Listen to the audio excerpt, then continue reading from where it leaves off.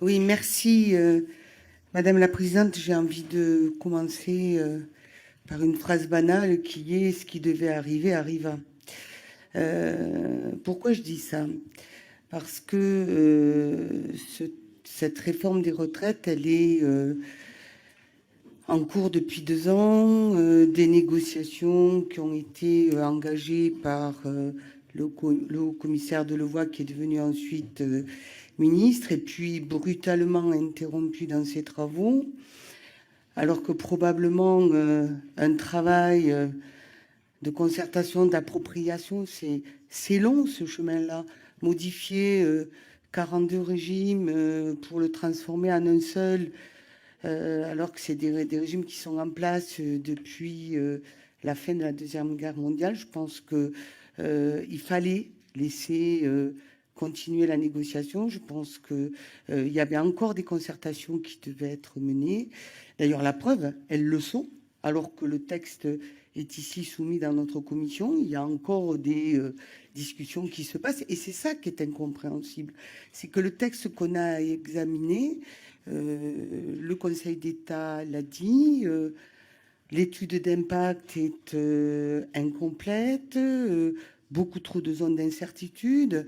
Je pense entre autres à ce nouvel indice que nous a annoncé Monsieur le ministre, qui n'est pas encore connu de l'INSEE, mais qui devrait servir pour le calcul du poids. Enfin, tout ça, enfin, on voit bien au fur et à mesure qu'on avance, on voit bien que la réforme est loin d'être appréhendée sur tous ces aspects, qu'il y a beaucoup de zones d'incertitude, et que c'est en fait c'est ça qui altère la confiance dans une réforme dont je suis persuadée qu'elle était nécessaire, parce que oui, c'est vrai, le réforme actuel, la retraite actuelle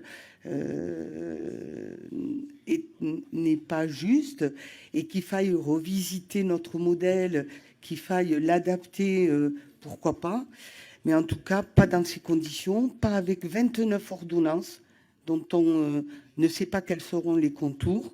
Enfin, pour toutes ces raisons, je trouve que c'est beaucoup de gâchis.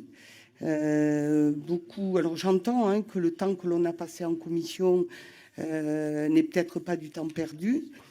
Je crains hélas que bis repetita au niveau de l'hémicycle.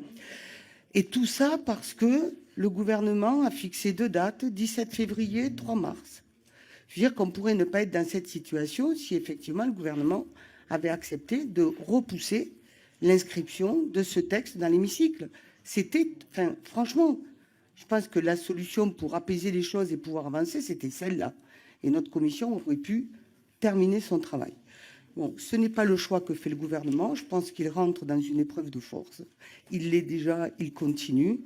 En tout cas, pour ce qui concerne le groupe Liberté et Territoires, on le regrette profondément, parce que je pense que nous aurions pu travailler sur ce texte, probablement l'améliorer. On voit bien les amendements que nous avons déposés, la quasi-totalité sont irrecevables. On ne peut pas toucher aux âges, on ne peut pas toucher aux points, on peut rien toucher. Donc, je me demande d'ailleurs qu'est-ce qu'on va pouvoir apporter dans ça. Bien, en tout cas, je trouve que le Parlement est maltraité dans cette affaire, maltraité par le gouvernement, se maltraite en interne, et donc j'espère qu'on saura tirer des leçons et que le travail dans l'hémicycle pourra être amélioré. Voilà, merci. Merci.